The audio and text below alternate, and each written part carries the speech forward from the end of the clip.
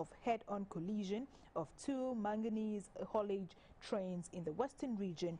And in Sudan, Sudan marks third anniversary of popular uprising that led the overthrow of long-term President Umar al-Bashir.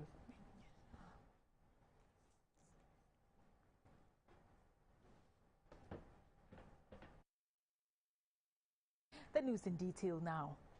At the National Delegates Conference of the new Patriotic Party NPP in Kumasi, President Akufo-Addo reminded the party faithful of their responsibility to remain united, more disciplined and focused on the party's agenda to retain power in the 2024 general elections. He said the difficulties that Ghanaians are going through are inspired by the economic slowdown due to the COVID-19 pandemic, and the Ghana Cares Obatampa program is one of government's interventions to stimulate economic growth.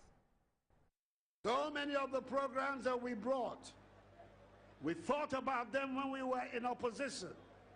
Free senior high school, one district, one factory,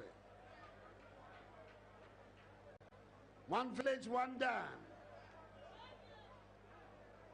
the digital agenda, all of these programs that are our flagship programs, we thought about them in opposition so that when we came to government, we were ready to roll them out. This government has spent more money on education, on health,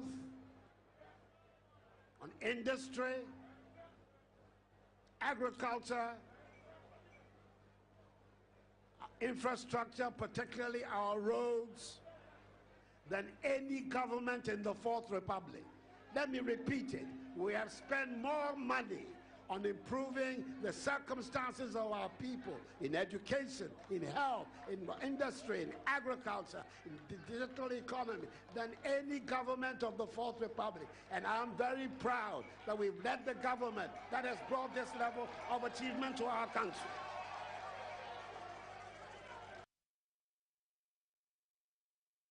Also at the conference, the Vice President Dr. Mahamudu Bawumia touted the NPP's achievements from introducing social interventions and transformational policies that have driven the country's development agenda. He said, notwithstanding the global economic impacts of the COVID-19 pandemic, the country's inflation rate has remained low. First time in our history, Ghana is implementing one district, one factory. Our government has facilitated the establishment of more than 100 factories, more than any government since independence. For the first time in our history, Ghana has paperless clearing of goods at our ports. We have digitized passport acquisition. For the first time in our history, we have digitized the process of obtaining a driver's license. For the first time in our history, Ghana has implemented the Ghana.gov platform, a one-stop shop for public service delivery. The United States government only last week signed an order asking that they also implement USA.gov. So we took the lead ahead of the United States at the Ghana.gov platform. For the first time in our history, Ghanaians can renew their NHIS membership from their mobile phone. For the first time in our history, Ghanaians can apply for scholarships on their mobile phone. For the first time in our history, students can apply for student loans without the need for a guarantor.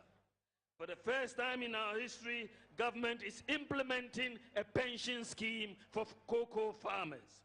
For the first time in our history, Ghanaians and law enforcement can find out the insurance status of any vehicle on their mobile phone using the motor insurance database.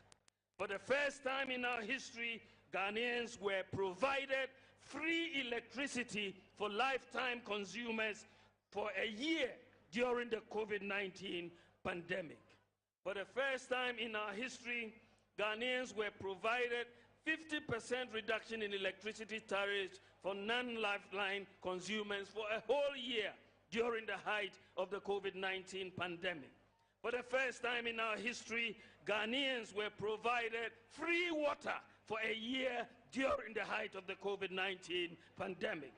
For the first time in our history, import duties on all goods were reduced by 50%, all goods, and on cars by 30% since 2019.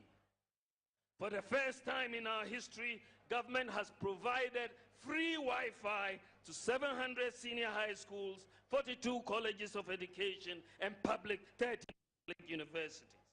For the first time in our history, Ghanaian pensioners can obtain SNIT pension 10 days, just 10 days after making an application. For the first time in our history, Ghana will be implementing a nationwide e-pharmacy, which I will launch next week. For the first time in our history, government has implemented one constituency, one ambulance. And for the first time in our history, government has established Zongo Development Fund. We have built more roads in our first term than any first-term government in the Fourth Republic, and we are continuing. For the first time in our history, we are implementing free TVET, and we have established the Ghana TVET service. For the first time in our history, our government, under the visionary leadership of Nana Akufo-Addo, has implemented free SHS and confounded the naysayers. And by the grace of God, for the first time in our history, we will break the 8.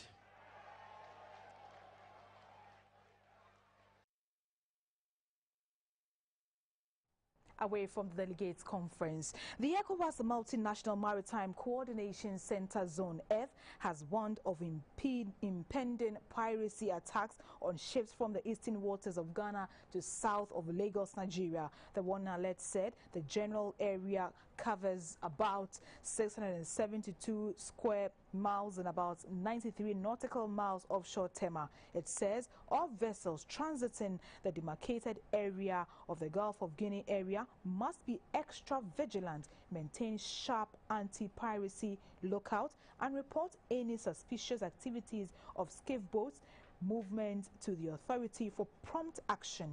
The Multinational Maritime Coordination Center also advised fishing vessels operating within the general area to exercise extreme vigilance and also report any suspicious activities promptly, or if possible, avoid the general area. It says the general area had so far recorded 5 maritime incidents in 2021, which included boarding incidents on the kidnapping of onboard fishing vessels about 30 nautical miles north of the demarcated area in Ghana and Benin, respectively.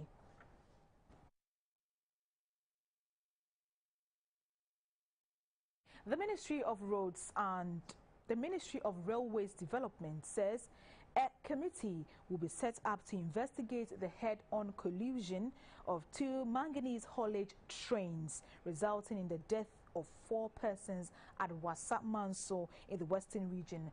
The Minister for Railways Development, Mr. John Peter Amewu, believes the accident is due to negligence. He expressed his condolences to the bereaved families.